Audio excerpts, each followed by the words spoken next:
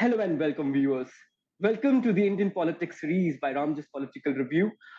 I am Prem, Ansh, Sinha, editor-in-chief of Ramjas Political Review. We have a very warm guest, Mr. Ghanshyam Tiwari, national spokesperson of the Samajwadi Party, joining us today in this interview.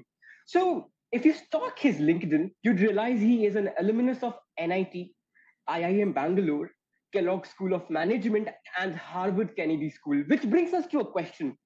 What brought you to Samajwadi Party, whose name literally means socialist in English? And how does it align with your interests? Tell us about that intersection, because what makes you be a part of a political party which is gradually losing its relevance with just 3 seats in the Lok Sabha? Over to you, Mr. Tiwari. Good evening, Prem. Good evening to all the viewers of this discussion, and my thanks to everyone who helped put together this discussion. We are in the middle of an election, and I think let me start with addressing the final part of your question, that elections are a good way to measure the relevance of a party in the eyes of the people. Those of us who have followed the election see that how BJP is getting routed in Uttar Pradesh.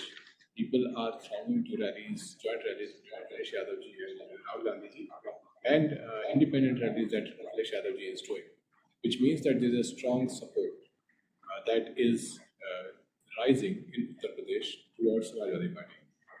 Question is, why would people support a party that is out of power, that both at the state and at the center, when two supposedly popular leaders, the government called double engine ki sarkar, Mr. Modi and Mr. Yogi.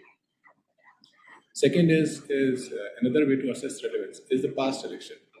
If you look at the 2022 assembly elections in Uttar Pradesh, the Samajwadi Party led by Akhilesh Yadavji got around 3 crore votes. That's not a small number of voters. That would comprise of voters of many states together. BJP got around 3 crore 80 lakh votes. The 3 crore votes that SP got came from youth, women, farmers, people from all walks of life, and they have a certain belief that the party that leads Uttar Pradesh and participates in the national government must have a character, a viewpoint that is inclusive, that believes in constitution, that is able to really work towards uplifting those who are marginalized either due to caste or due to religion or due to economic situation, that can equally work towards villages, towns and cities, but particularly towards villages.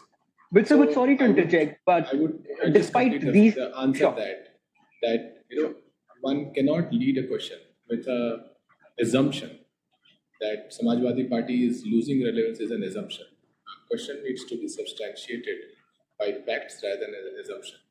Now, coming to the initial part of your question, that why did I choose Samajwadi Party with my education? That's a long journey. I will pause the question because you have an interjection to go. Please go ahead. So, but despite these defense that you gave us, it's still the Samajwadi Party is still not able to win parliamentary seats because we follow the FPTP system, which, of course, which favors the BJP in the long run. So, what is your whole idea about it? Because even when you look at it in a very factual way, in the end, SP just has three seats in the Lok Sabha right now. That is right. However, when you look at the elections that concluded in 2019, it was an election that was an SP, BSP, RND alliance. And if you look at the news cycle of 2019, it is this alliance that was seen as the most formidable force that would stop BJP, that had a very good momentum going forward in the backdrop of national security sentiment, as well as the Pulwama Balakot episode. So, collectively, that alliance secured a large number of votes, secured around 15 seats in Uttar Pradesh alone. I think that elections shift the sentiment and from time to time, and the criticism that it's a fair criticism to say that you have 3 seats. In that election, SP got 5 seats, and then subsequently by polls that got reduced to 3 seats.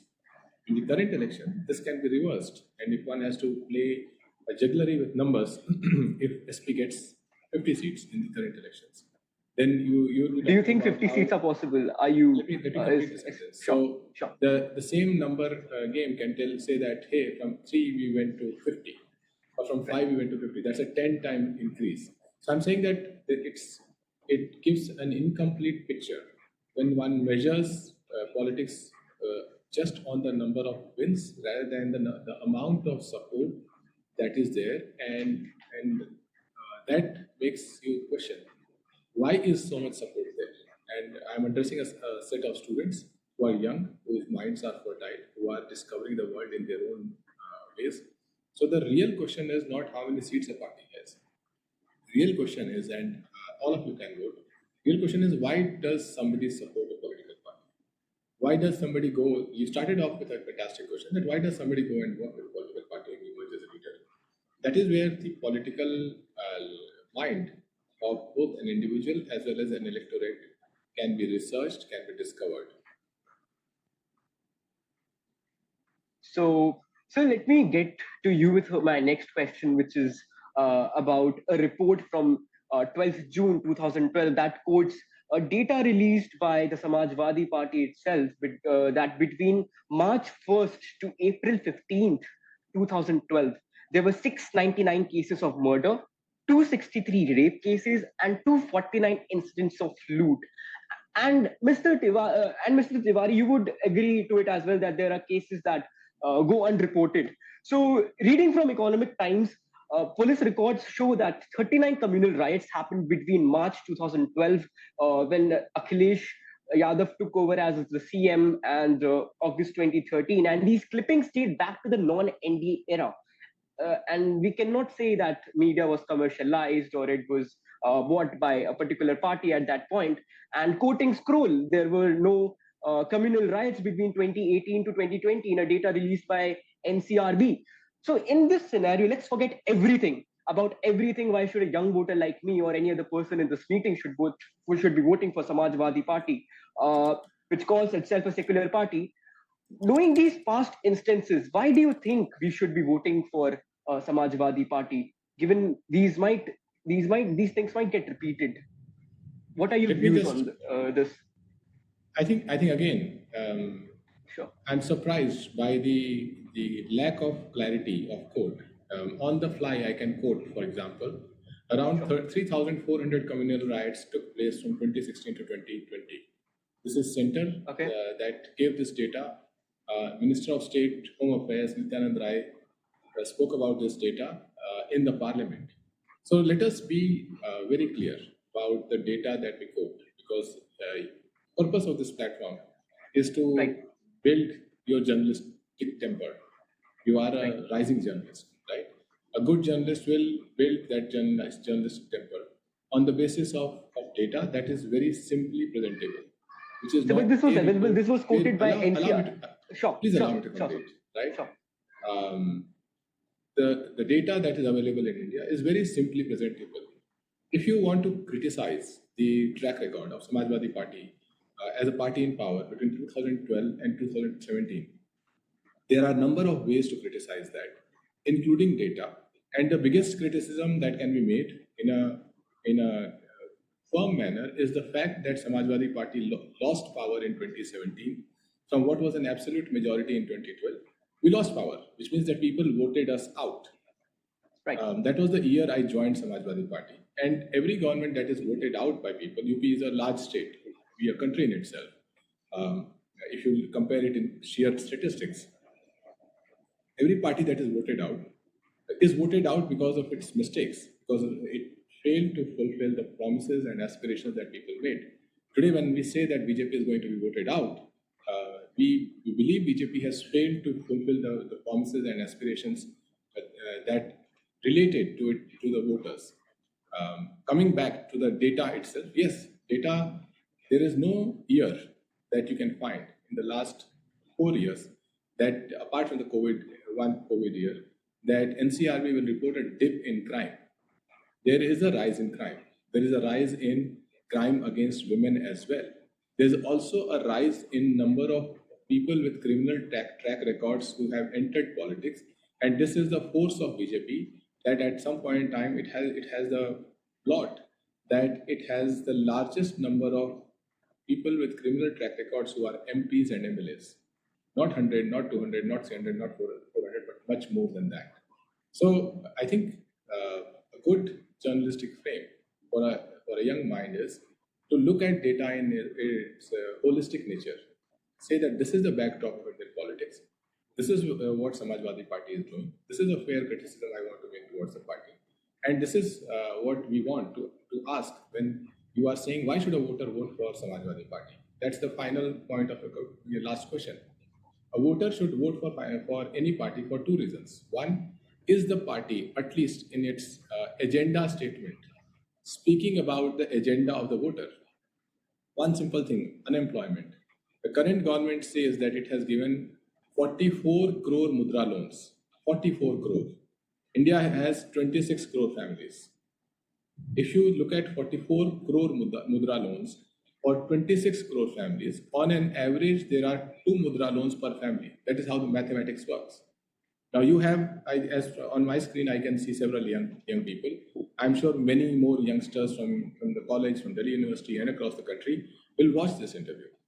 Look at each other. Ask one another that do you know any family, one family, where a youngster has whose family has gotten 2 mudra loans? Forget 2 mudra loans. Do you know any family where the youngster will say, in my family we got 1 mudra loan? Now, how can a government say that mudra loan is our way to tackle unemployment, but commit almost a fraudulent claim that we gave 44 crore mudra loans? That's just one example. Second example, again, why voters are disenchanted. They said Beti Bachao, a party that bagged to the hilt against the spirit of court verdict, the rapists of Bilkis Bano. Through its government in Gujarat, heinous crime was committed. The party backs Braj Bhushan Sharan Singh. The Prime Minister stands on a stage and says, vote for Prajwal Ravana, the worst monster that one can hear of. And vote for Prajwal Ravana, it will empower me. So when from north, south, east, west, a party starts supporting monsters, then the daughters of India will be against that party. The party will not have a place to hide. The third is price rise. To summarize what you're trying to say. Final point. Sure. The third is price rise. Now, the World Inequality Report Index report says that in India, out of roughly 100 crore adults that India has, roughly 10,000 people, individuals, have an average wealth of 2,200 crores. Average wealth. Roughly 50 crore people have an average wealth of 1,73,000. Not income. That is their average wealth, 1,73,000 rupees. This is the state of situation in India. If in this kind of situation, the price of cylinder doubles in 5 years, the price of petrol goes up and up and up.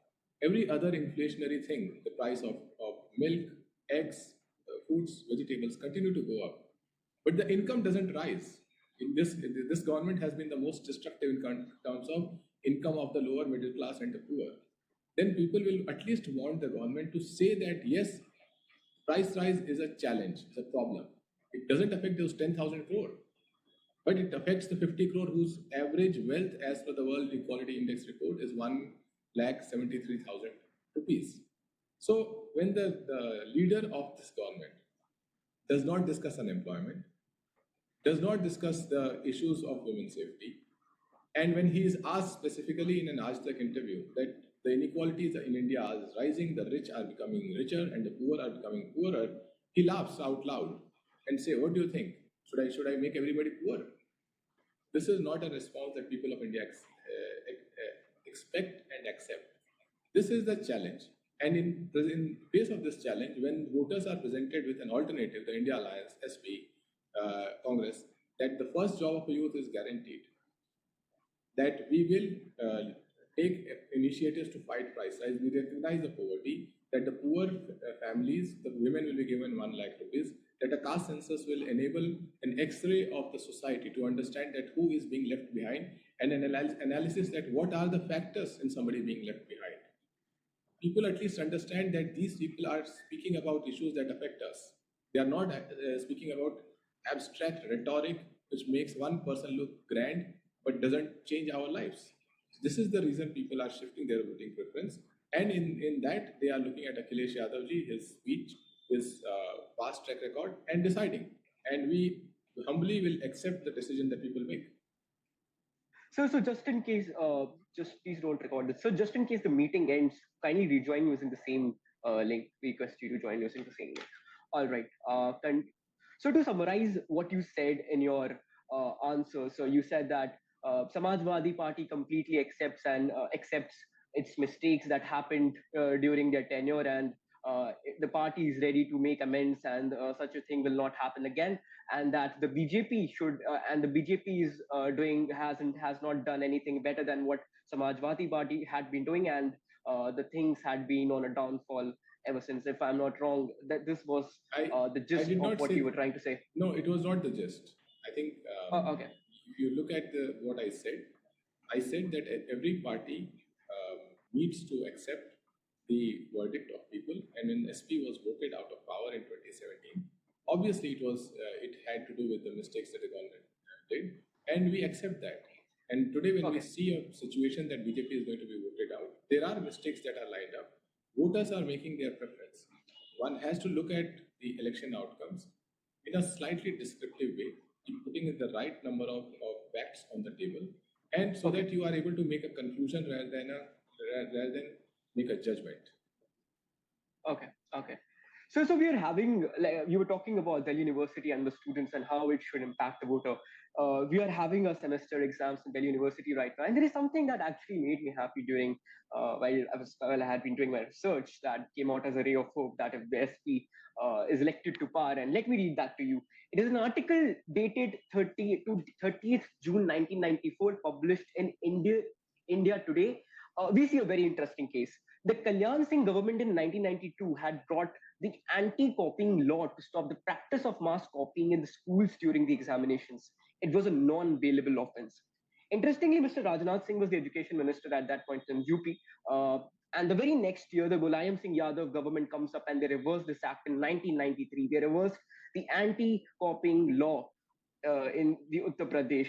And now my question, while Shri Akhilesh Yadav ji is campaigning and standing with the affected students of the paper leaks, it makes me ponder over the question: does the Samajwadi Party have any proper approach or any proper idea or a way that they wish to take with respect to this, or is it just another rhetoric being used, given we saw how seriously it had been taken by the Mulayam Singh government in 1994? I think the Mulayam Singh ji government in 1994 has been criticized in the past and continues to get criticized because of the measure that it had taken. As far as paper leak is concerned, it is robbing the youth of their future. The statistics that I gave you shows that how poor an average family in India is. The same statistics is about consumption or household income is also available, which means that people have to really leave a meal a day to ensure that their children get some education, good education. So let me rephrase my question. Does the Samajwadi Party have any approach? Sure. Allow me to complete. Sure. So it is the poor families of India earning an average monthly income of 10,000 rupees, 20,000 rupees, who are able to somehow manage and send their children to pursue undergraduate education in large numbers and eventually appear for these exams. So as a result, their future and the hard work of an entire generation is at stake towards building the future of their children who are now youth who are taking this exam. And if a government engages in a systematic betrayal where exam after exams are leaked, as a result, people have to spend more these same youth have to spend more to prepare for these exams and eventually lead to a situation where their admission to a job opportunity is delayed. Then this is how you rob the two generations together. You rob the previous generation because they put together the resources for the next generation to study, and you rob the current generation because they are not able to complete the process because the government would not allow them to complete the process. Paper get leaks happen. Now, as far as the solution to this is concerned, we are in the age of AI. The government in India is serious. The solution to paper leak is not a difficult solution. There are different ways by which one has to approach the paper leak situation. The first and foremost is to ensure that there is more and more digitization that is there in examination centers through and through. There are we are in an age where cameras are available more easily, and you can see the scenario at an examination center. Second, you also have the possibilities of ensuring that through the use of good examination techniques in cases where exams are getting online, the data analytics can tell you that is there somebody who has just sat there and in every 10 seconds is made a correct answer in a certain sequence, or it's a random sequence that is typical in an exam, that some question I'll spend 10 seconds, some question I'll spend 25-30 seconds, some question I can spend 1 minute. But a person who has a leaked paper will run through the entire examination because they have an answer. They'll do step by step every answer. So data analytics will tell you the outliers. The third is, again, basic data analytics will tell you that if somebody who has consistently poor academic track record outperforms in the exam, then you must look at whether these two are this is an outlier situation or this is a normal situation. If too many students with poor track record are outperforming in the exam and you are not able to piece it together, right, that there some other performance is not matching this performance, then you have to question. So use of technology, both in surveillance of the exam center as well as the data analytics of the answers that have been written. That's one step in that. Eventually, where are we going? At a time when AI can create a questionnaire for you on the fly, an intelligent government will ensure that exams in future are not going to be 1 hour, 2 hour, 3 hour wonders. The exams have to be staged or put in different stages where a certain self-exam is enabled using automation, and students who clear that self-exam level are the ones who are able to go to an exam center. We cannot have a situation in future where 50 lakh students are writing the same exam at the same hour in the same, which is just too risky. You're building too much risk into the system where a leak is rewarding. You will be able to create multiple stages in an exam, and you have to ensure that students who achieve success in one stage, that success is meaningful. You don't have to repeat the prelims every year. So there are sufficient number of innovations. As young minds, you need to think about what is the future of exams and what is the ability of a government to create a future of exams, which is one, it has to be low cost for the student. It has to enable a higher success rate and lower repeat rate. And the success has to be meaningful. There cannot be exams in future where you achieve 90% marks or 85% marks, didn't make it to the college that you wanted to make, and then you have to repeat the entire exam. All these things are going to be possible, and the whole college job space itself is going to be redefined. So when you see that technology has the ability to disrupt the entire process at a large scale, the question one needs to ask is, am I electing a government that will ensure that good education ministers and skill development ministers are in charge to make it happen? Does anybody know who are the education ministers in this government? Do you know what have they done? What is their technology? My next question was about technological IQ. What is their technological IQ? Who are the skill development ministers in the government? What is their technological IQ? The question is that from an exam leak, from a paper leak to a different type of exams, that is where the world is going. But the current regime, that's our criticism of the current regime, is non-serious about education and employment of those who belong to the mass class. Okay. Sir, so you talked about the theory and how it would be very appropriate to integrate artificial intelligence into making sure that into this whole mechanism of making sure that these circumstances do not take place during if Samajwadi party is voted to power.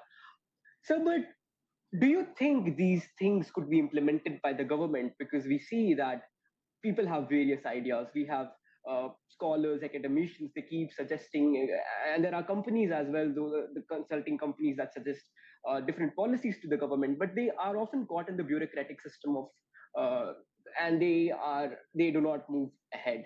How do you think do you not think it would be quite difficult to move ahead with such a task right now, given we see how the even the current central government is quite hesitant towards uh, the change in artificial intelligence, Bitcoin, blockchain technologies, and several other things. How appropriate do you think? How efficient would it be to implement it? Is it realistic? So the question is to take a step back and understand what politics is. Politics is a clash of interests to secure power. Why do people want to secure power? They want to secure power because they want their interests to override other interests who are competing. Why does democracy play a role? Democracy plays a role because everyone who wants to participate in this clash of interests is able to get a seat on the table. Why does representation matter? Representation matters because representation allows you to participate in this entire clash of interests. So in this what seems like a chaotic place, but is the way society is going to operate. That people with different interests will clash with one another. Eventually, the voters first past the post system will decide which is the interest group that we want to empower.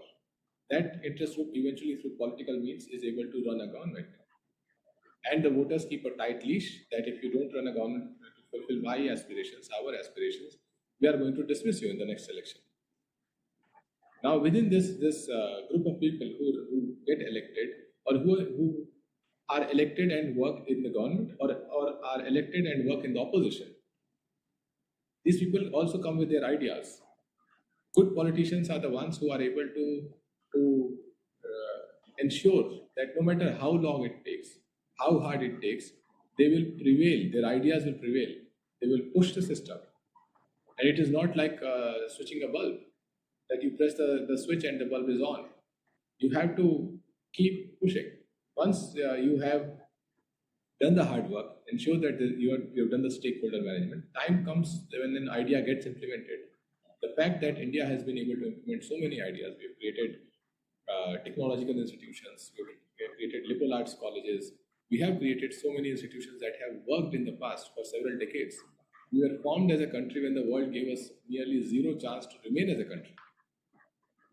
But we built this country. We built this country which is diverse, which is seen as a thought leader in diversity across the world, which is a working democracy with multiple institutions. Yes, there are times when the power of the democracy may be thinning out, but there'll be times of reversal also. So I think that as a politician, I think that what you bring to the table as a politician is your ability to persevere, work with your ideas, and ensure that your ideas, especially ideas that are in the interest of people, are able to see the day of light. In the past, there are enough politicians that have done that. Whether it was the freedom struggle, where the primary idea of freedom fighters, who were also in politics, was to secure the freedom for India. Whether it is post-freedom struggle, where the primary idea of the first, second, third, fourth parliament was to build India as a country. Whether it is the current government, it has also made several good measures. We talked about exam leaks. Creating an institution like NTA is a good measure. To be able to go towards an AI age, you need to have a system such that people have mobile phones, people are able to access internet. There are multiple good things that every government does, because fundamentally no government says that, okay, now I'm in power, I have to be evil. Every government says, I'm in power, this is the set of people who put me in power, let me see what I can do for them, right? And then at some point in time, the government is not able to do what it set out to do, it starts serving other people's interests, private interests, and it loses the plot, and as a result, it becomes unpopular. And there's enough criticism that is there in the system to create these checks and balances, which is what happens.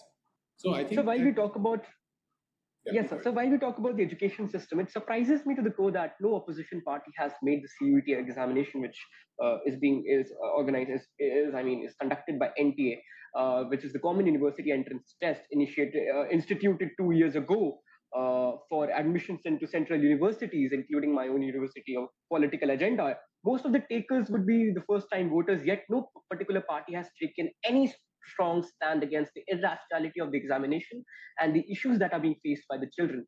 Exam centers are being changed at the last moment. Computers stop working in the middle of the exam. Wrong papers are being distributed in Kanpur. It's a 4-day. It happened 4 days ago. Even the RTIs are not responding well to the questions. And above all, students are being supposed to think critically and write 10-page answers in the very first exams in DU, are being made to appear for MCQ papers for humanities, which is a subjective discipline. Can we say that we do not have representatives of children in the parliament of the country? Or that apart from 50-year-old youth leaders, we also need some literal child activists with a pacifier in one hand and a Johnson baby flag in another at Jantar Mantar? Why are we not taking up these issues? Why are the main stream media and opposition not bothered about the things that are concerning the students who are in the age group of 18 to 17 to 19? It's a very fair question, and it's very unfortunate that COET that is taken by millions of students is going through this situation, and NTA that is a specialized agency and that has the ability to conduct examinations is not able to conduct it.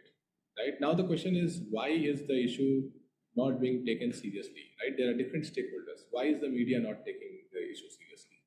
If you look at the media, if you go to trends.google.com and look at the key issues that media takes up, look at the trend of those issues. Look at the word Hindu, look at the word Muslim. In the last 10 years, thanks to BJP, the entire media has... I would rather like to avoid that whole discourse about Hindu Muslim. No, it's not, you cannot avoid, right? Because each story competes with another story. Yeah, absolutely. If you run a media channel and you believe that you will get both approval of the government, support for the business promoter of the media channel, as well as TRP, interest of people who are watching it, by playing out a hateful Hindu-Muslim story, why would you cover exams? This is exactly what has happened with media channels. I go on those debates. 2 years back, I told media channels that I will not participate in Hindu-Muslim debates. That didn't stop them from doing those debates. I stopped going to those debates, even at the cost of not having the platform to represent my party or my viewpoint. So, systematically, the current government has nudged the storyline of the media that should report from the ground on day-to-day issues towards issues that are abstract, that are rhetorical, that capture eyeballs, and that dumb down the points of views of people. So do you think the opposition is not strong enough to take a stand against this? Let me first complete what I was saying. Look at the WhatsApp group that you are part of, the family WhatsApp groups. Are people asking about COET? Look at the newspapers. Does the newspapers on the front page cover COET? The dumbing down of mainstream media is the dumbing down of a democracy, which is what this government has done. Okay, now when the mainstream media is dumbed down, as somebody who's been on thousands of debates, I can say that from my day-to-day experience, then where else a good debate can happen? The other place a good debate can happen on something like this is the parliament. Do you know how many sittings of parliament has happened in the last 10 years? There have been more Sundays in the last 10 years than the number of sittings in the parliament. If a government decides that parliament will not meet, will pass substantive laws without debate, will not be allowed to amplify, who are these MPs who are in the parliament? They are representatives of roughly 3 million people or more. Their voices are not heard. Why should the parliament meet so few days? So you dumb down the media, you don't allow good debates to happen in parliament. As a result, key issues are not picked up. And who picks them up? The activists. People who are on a self-defined mission to correct the wrong that a country is doing. That is why you see that civil society has been very active. But what does the government do? It starts clamping down civil society. So do you think opposition has no role in it? You mentioned the role of media, you mentioned the role of civil society, but where is the opposition in these things? Where do you think?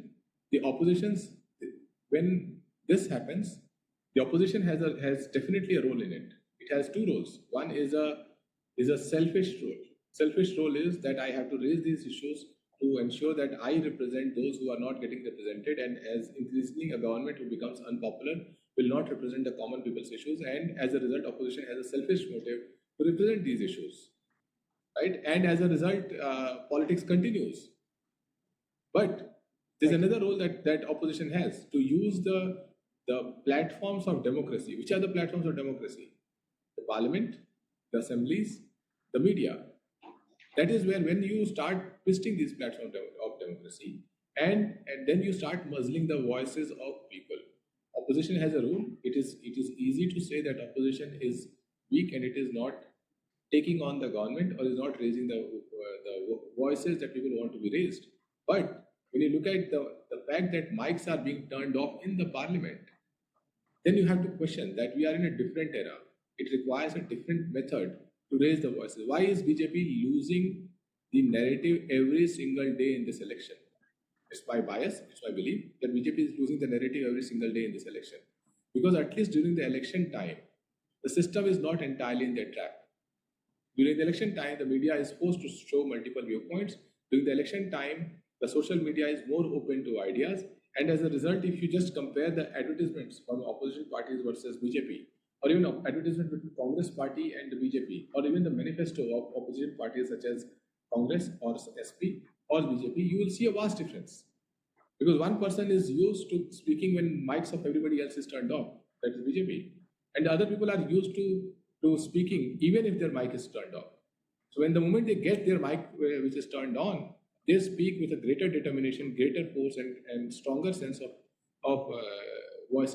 But your question is fantastic. I think it is I can say as an opposition voice, it is a miss on the part of leaders in opposition, including me, to not take up the issue of CUAT. This is not just the only miss. There are multiple misses. There are several. The greatest miss that I am regretful about is the fact that every year tens and thousands of students attempt suicide or commit suicide in our country due to their frustration to get past the education system, or due to their frustration to not fulfill a dream that they have or their family has. That is the greatest tragedy in a country like ours, which is very family driven. We are a family driven country. That young lives are lost chasing a goal that would not matter. There is no single exam in this world that is worth losing your life on. No single exam. Even if that exam was to write this exam and you may get the Olympic medal, yet it is not an exam that you should lose your life on. But not enough politicians, not enough media are saying that every lost life of a child who is at a college, right, has to be a national campaign. It has to be a campaign that reverberates from parliament to the street between politicians and media men. That is not happening. That's regretful. But these are opportunities that exist for future politicians, for people like you who grow up and who have different interests to represent. That's why politics is a dynamic field. The more representation that comes into it, the more young blood that comes into it, it will refine itself. So what is your idea? What do you have any solution in mind if, let's say, that the mics you were given a chance to speak in the parliament, let's say a particular politician from Samajwadi party has been given a chance to speak in the parliament about an issue, will they raise this issue, which is not electorally, which will not put them in a situation of advantage when it comes to electoral system of India? Why would someone bring this up when there is no advantage? I believe that for a leader across the party line, the poor filter is that how attractive this issue is towards my political fortune. A good filter is that how valuable this issue is towards my ability to lead. And if I see issues that can be solved, and once it is solved for this generation or forever, whatever is a possibility, then it is my duty in my own self-interest to raise that issue and work towards its solution. A speech is not a way to solve the issue. You have to go the whole hog, to go the long mile, to be able to align the stakeholders and solve. There are countless issues in India that need to be solved. How many of us can afford water that comes from the RO filter? Right, drinking water is a problem. Women's safety, right? As male in this room, we can easily. My father served Air Force. I grew up traveling across the country. He was an airman, and I would often travel in general class or sleeper. But today, if I have a daughter who's 18-year-old, 20-year-old, would I say that just like any other boy, you can travel in general class or sleeper class in train? The answer is no. No. I will feel unsafe about her. She may feel unsafe. So this taking away of mobility, public space from women, young and old, is taking away a equal footing that they would have for their career. Somebody has to make a political campaign out of it. Do you think if men in India felt unsafe traveling through public transport, the public transport will run in the same way? No. So I hope that when reservation bill comes into force, there'll be enough voices who are willing to raise their issues. A lot of things that have not happened will happen because they will represent their issues. So, sir, but if we get into the women reservation bill, right. Yes, sir, please. Just concluding that point. So I think that there are countless important issues that if a young politician picks up, works on them with sincerity and innovation, they will solve many of them, not all of them. And in doing so, they will be able to emerge as a leader. Whether they win an election out of it or not is a subsequent thing, right? But emerging as a leader is far more important than winning every other election. There are enough MPs in the country who have won 3, 4, 5 parliamentary elections or 3, 4, 5 MLA elections, right? But have they emerged as a leader? That's a question mark that still remains. Right. I was about to ask you a question on reservations, but then I realized that it would lead to nowhere because it's a never-ending topic. So I'd get to another topic, which is about the EVMs. So in 2017, we saw that the Election Commission of India openly challenged the political parties and all other aggrieved members to hack the EVM. It was a hackathon. Nothing good came out for any of the parties. Yet the accusations still keep floating around the media and everywhere that the EVM is being hacked or was hacked after the results are declared. And trust me, this is the same pool of people who would have mocked Trump for his antics after the election results while they're doing the same thing here. Where do we draw the line? And if just in case, if let's say that the India Alliance loses the elections with a margin that they did not expect, will they be accepting, will the Samajwadi party or the parties that you are in alliance with would accept the mandate of the voters, or would the blame go to the EVMs? So first and foremost, it is the poor-minded BJP that calls India as Indy. We don't call BJ party, we call BJP. Okay. Right? So let's get our language right. The alliance name is called India, right? That is only the BJP and the Prime Minister who think that they are scoring a mark by calling it India Alliance, right? It's a foolish score to me, first of all. Okay. Second is that EVM, the most expensive personal device you may have, is an iPhone. What is the biggest branding statement that iPhone makes? What's their biggest branding statement? There was a time when they will say, okay, this is shot on an iPhone camera. That was their biggest message. Our camera is so fantastic that we shoot good pictures. What is their biggest branding statement today? Privacy, you cannot hack. Exactly. But even then, with Pegasus, we saw that iPhones were hackable.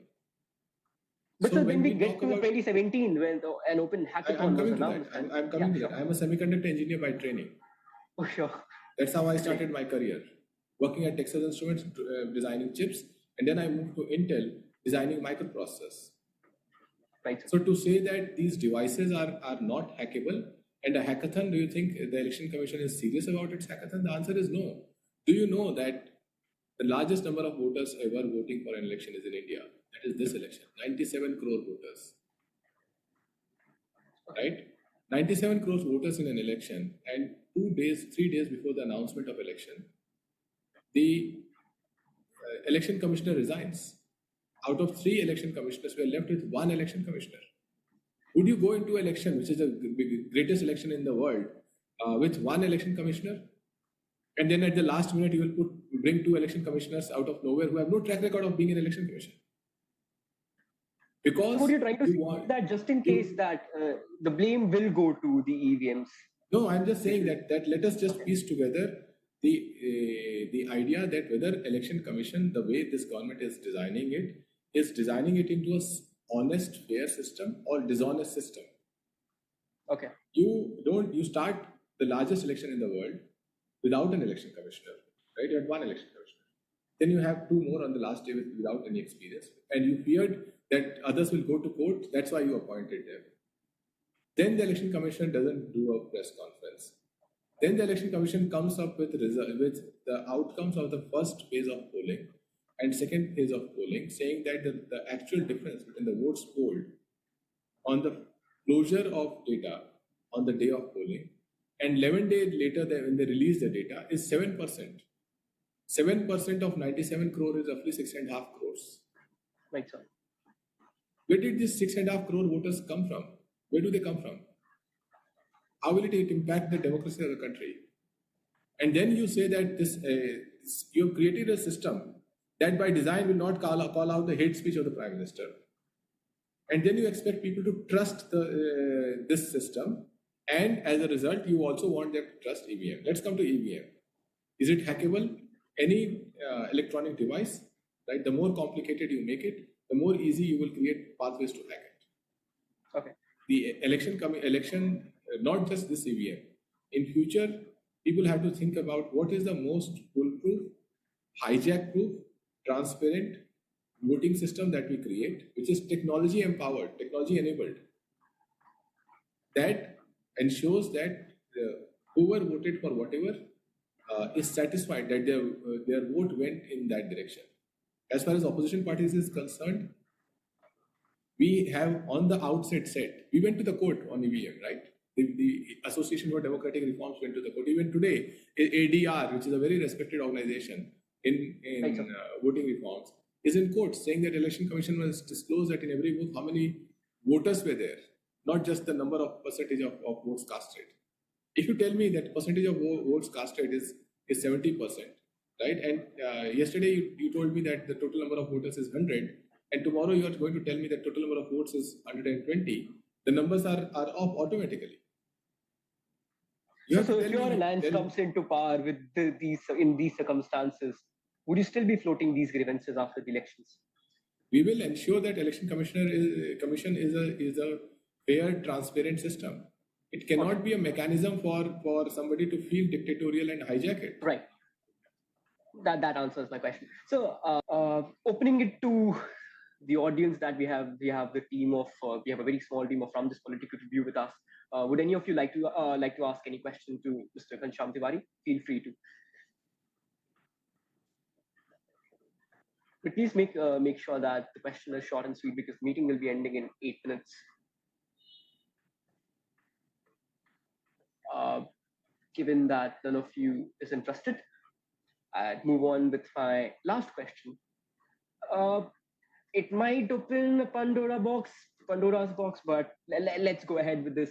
So how do you define secularism? What is secularism for Samajwadi Party? Is it the separation of religion from the political ideology, or is it appealing to just one or two sections of the society or the religions? What exactly is it? Why does my individual view matter when something is enshrined in the spirit of the Constitution? Because we have seen that there has been... I'm coming to that. The Constitution, right from its rights that it is giving to different citizens or citizens of India, communicates the spirit of secularism. So there is the constitutional model that is already enshrined in the Constitution, and then there are norms of a government. Norms emerge from year after year as the head of states conduct themselves. Right. And in that conduct, different head of states have conducted themselves differently. Some people have said that, look, I will not wear my religion on my sleeve because I'm a head of state and I should appear fair to everyone, no matter what religion they come from. Some head of states will say that, I will wear my religion on my head, my sleeve, in my dress, in every conduct, irrespective of how others feel. And because I'm proud of my religion. So these are the two stances. I believe that we are the model of diversity that the entire world looks up to. The European Union adopted their motto, which says, united in diversity. That is how these countries in Europe, so-called first world came together. Which is pluralism. But we as Mr. Arun India, Shourie puts. right in the time we gained independence, we said unity in diversity. So we were there much before the world came there. Now the question that a head of state and a government must have is, how are we building upon this strength that we have as a country of unity and diversity? Will saying, like Yogi Adityanath said, so no, my question is the Samajwadi Party. How does Samajwadi Party? I'm saying it's not. I'm not saying how does the Samajwadi Party. I'm saying that what is written in the constitution is written for every party. So when in the starting of Uttar Pradesh election, the Yogi Adityanath, the then chief minister in the 2022 election of Uttar Pradesh, went on Doordarshan interview and says this is an election of 80-20. What is he saying? Why is it not a hate speech? Why, when the Prime Minister says that these people have written, will take away your Mangal Sutra and give it to Ghuspatia, what is he saying? Jinke zyada bacche hote hain.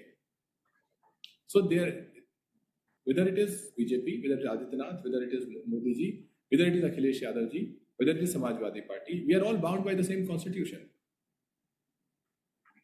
How we interpret it is how we live our secularism. So my answer is not my answer is not what Samajwadi Party believes in. How are we living our secularism? Are we on a day-to-day basis increasing the hate between two communities, or are we on a day-to-day basis strengthening the bond between two communities or more communities? Are we on a day-to-day basis telling everyone that India, you can practice your religion freely, no matter what your religion is? Or are we saying that you have to endorse the idea that India has been a Hindu country, Hindu civilization, and as a result, that should be a starting point. Sir, in 1993, right. Sure about the year, but late Mulayam Singh Yadav had ordered to shoot, openly shoot a lot of car savers who were unarmed, and around 56 of them died. So, and in 2017, we saw that he did not have any regrets on this incident. Do you think Samajwadi Party, the current leadership, has any change of stance on that particular incident? So, as a good journalistic measure, you cannot say approximate facts which are not facts. Okay. It was neither 93 nor 94, right? Your question is built on something which is not factual, right? Okay. You have to look at the answer to this particular question. Firing on car savers. The person who's heading the Ram Janmabhoomi Trust, Mr. Nripen Mishra, who used to be the principal secretary to the Prime Minister Modi, he was asked this question because he was at that time secretary to Mulayam Singh Yadav ji. Okay. That did Mulayam Singh Yadav ji ordered the firing? And he said, no, Mulayam Singh Yadav ji did not order the firing.